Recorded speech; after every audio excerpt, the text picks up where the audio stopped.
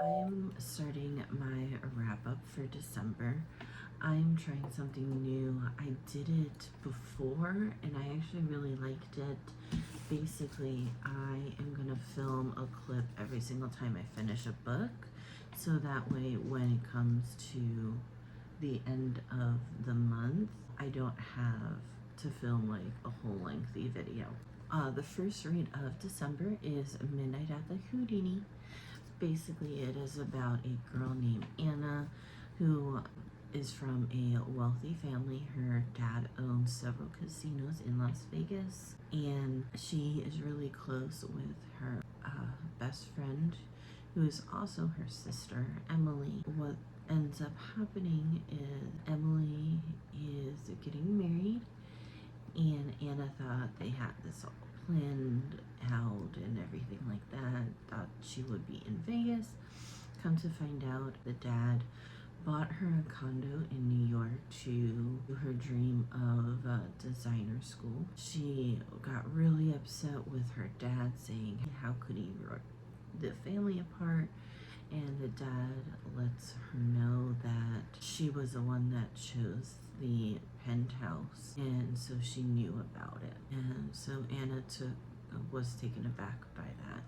On the way from the wedding, there was a really bad storm where like tornadoes are coming and things like that. It's just like really weird. Then what ends up happening is they need to take shelter, so they were going to a hotel called the Houdini, and on the way to the Houdini, a tree actually fell on the limo, and so the dad told Anna to go into the lobby just to get set up and things like that, and then they'll come in later. She does, but no one's in sight. Nothing is at all, like, it's deathly quiet.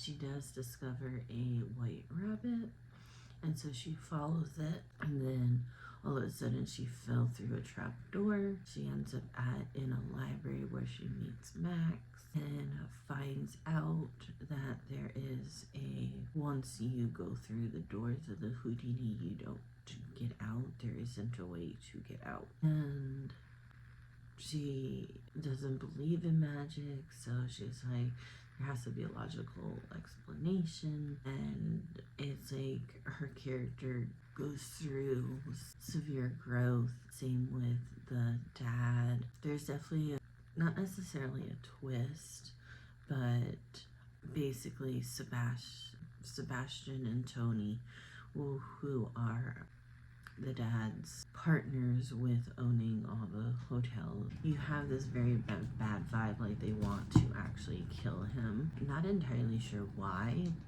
but it is something that like you see throughout the book. But yeah, so I did like this book. So that is Midnight at the Houdini. I just completed another book in Peppermint Peril. This is a really cute book. I gave it 3 stars. It completed bingo prompt for a winter book. It is set during the Christmas time frame, so there was snow. Basically, it's about a girl named Callie who is a tour guide throughout the world, but she wanted to visit her family, primarily her aunt, during Christmas time. So her aunt owns a tea shop, but this is like it's called Book Tea, and basically her teas and her desserts and pastries all have a mystery in it where you need to like solve like who done it. It's actually super cute. Hallie was delivering a cake.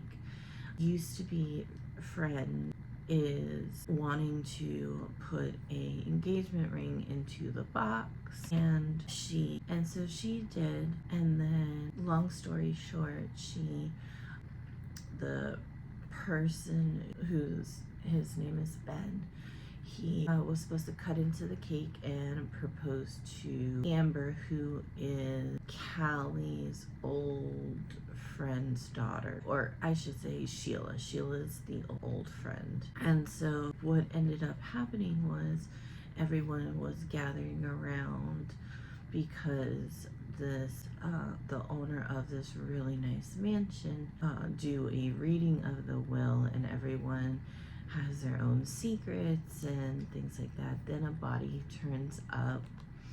And I will say there are so many characters that are like thrown at you that it was sometimes confusing at first, because you don't really get a description of the character. You get the description of how the character acts, but that's about it. So yeah, so I actually really liked it. And apparently it is part of a series, so that's super cute. There is some romance elements to it, which was actually really cute. But yeah, that was my read for In Peppermint Pearl, which is my second book for the month. Right. So the next book that I finished reading was It's Beginning to Look a Lot Like Murder. It's about a female main character who's Italian and whose family used to be in the mob, and all of a sudden one of the relatives, they all of a sudden have a brother come into the picture, and they're like saying, no, it's not them. And then they tell the brother, Jamie, or their son, I should say, Jamie, that that's not possible. He does not have a brother. And come to find out, he already knew about this, that he was a fraud. And then the fake brother actually ends up dead, and you're trying to figure out who killed them. It was a cute book. I actually really liked it. I gave this one 3 stars. Then next book I attempted to read is Blue Christmas Bones. Basically, it's about a detective that goes to a Elvis convention. They're on vacation, and all of a sudden this very expensive belt goes missing, and they are hired to find out who stole the belt. I DNF'd this book. I gave it some time. I literally read until like 50 pages to try and get into it. I like Elvis, but this is really like every aspect is Elvis, and it's just not for me. But I will say, you like Elvis content, highly recommend this book. Next book that I read, it is called Dachshund Through the Snow, and basically it's about a female main character who restarts in this tiny town, and she wants to start a dog walking business. So her mom got her a first client, so she goes to the client's house and discovers that she is dead. So discovers Dixie, who is the dachshund who she's supposed to dog walk, and kind of takes her while things are being situated. It's like an investigation as to who killed her. Obviously, with her being a newcomer to the town, everyone suspects her and doesn't even give her the benefit of the doubt, and it's just crazy. All of a sudden, when they realize that it's not her, they're like best friends, and she's okay with it. I'm sorry, but if a town accuses me of being the murderer, I would have some serious issues. I did give it 2 stars. It's called The Holiday Mix-Up. It is about a female main character who works at a diner, and she has a really huge crush on one of the patrons in the diner. And one day he comes up to her and asks to be her fake girlfriend just for Christmas dinner. She is kind of hesitant, but she does agree. But when he left his wallet, and so she tried to catch his attention, and he actually gets run over by a van. He is in a coma for quite some time, but when she went to visit him in the hospital just to check on him, his family was there, and because he already announced that he was bringing a girlfriend, that the family kind of embraced her, and she felt really bad, and it kind of grows. But then as she gets to know the family, she also discovers that he has another brother, that she is starting to develop feelings for this other brother. I did give it 5 stars. It was my first romance. Absolutely loved it. Thought it was super cute. And so that's that one. And then this one is We Met in December. I gave it 4 stars. It was super cute. It's about a female main character who moves to London to work at a publishing house.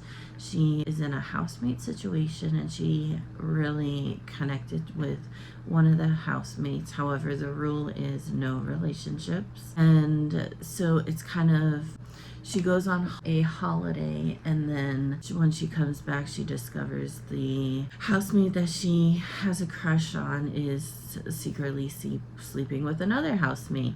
So she kind of backs off on wanting more anyways, but at the same time, she becomes really close friends and obviously wants more than just friends. And it's kind of their friendship evolving into more. It is a dual perspective. I absolutely loved it. So yeah, so that was book number 4. So the next book that I read in December is called Christmas on Main Street.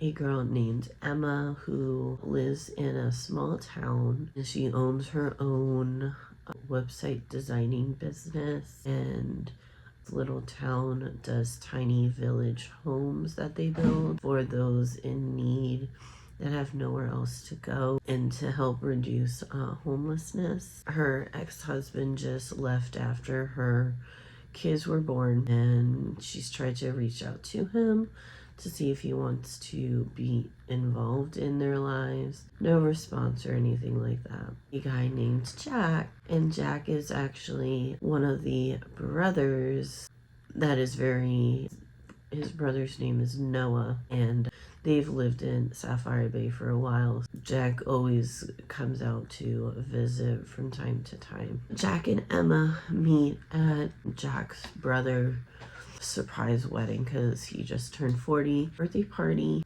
They were supposed to be actually getting married in October, but with the fiance's art photography, they just decided to spur of the moment go ahead and do the wedding since everyone's gathered anyways. They meet. Jack fell in love, like love at first sight, which is super cute. It's just kind of their build up. They're Emma's twins were asking for their dad come home. Jack has this thing where he does a lost and found company. What they do is they try and find people that are lost or in contact. Sometimes they have to involve the police. It depends on if the person actually wants to be found, things like that.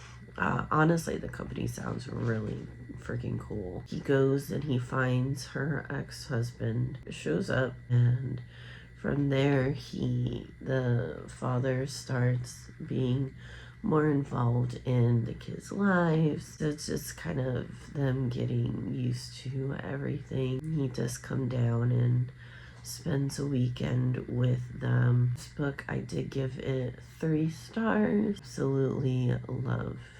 I actually like the feel of the Christmassy, even though it wasn't set in winter. It was set in the earlier months, but it was still super cute. Last book of 2024, I read what is called Deck the Santa.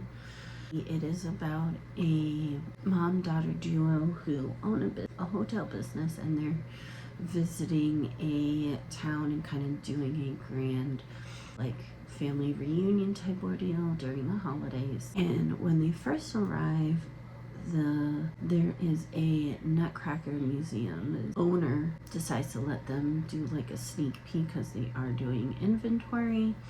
Well, long story short, they discover a body and he is dressed as Santa. And so it's kind of like their investigation as to who did it. The mom loves gnomes, and so literally throughout the whole entire thing, she is hiding gnomes, and the main character, her dog, literally does not like these gnomes, but find the gnomes and bring it back, and it's that kind of banter throughout the whole book. It is really cute. I did give it 2 stars just because, I mean, it was super short.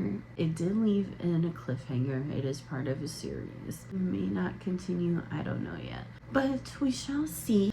Maybe 25, like during the holiday season, I might pick it up because these are really quick reads. But I did give it 2 stars. So with that, I did go ahead and was able to complete 60 out of my 63 goal. So I was super close. Now, I will say I did overpass my goal from 23. I read 57 books, so I'm excited about that. It's gonna do my monthly stats. I'm gonna put pictures, as well as I'm gonna put pictures of all the books, so that way you have like a general consensus. So the first one are my star ratings. So this month I did not give any book 1 star, which is really good. I did have 2 stars.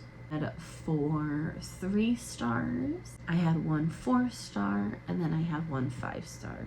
So overall, it was a really good reading month. I did read a total of 8 books, which equivalated to 2,103 pages that I read, which is awesome. Out of the 8 books, 5 were physical, 6 were audio. So I do a hybrid reading where I do audio and read along. So 6 of that was audio, 3 were ebooks.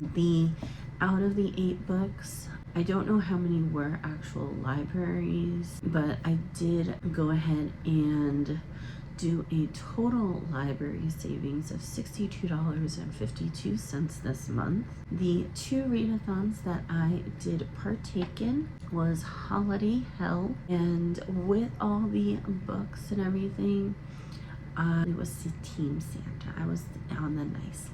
Then the other one was the 4th quarter for Wonderland, which is a Facebook group that deals with books and things like that. And I was able to complete 3 of the prompts.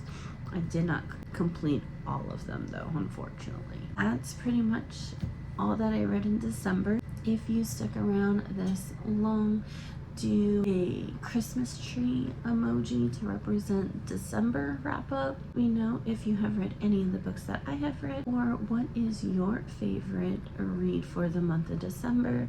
Do put it down below. If you like this video, hit the like button, as well as if you want to see future content, definitely hit that subscribe button. You have a wonderful start of your 2025. I do hope you have a wonderful January.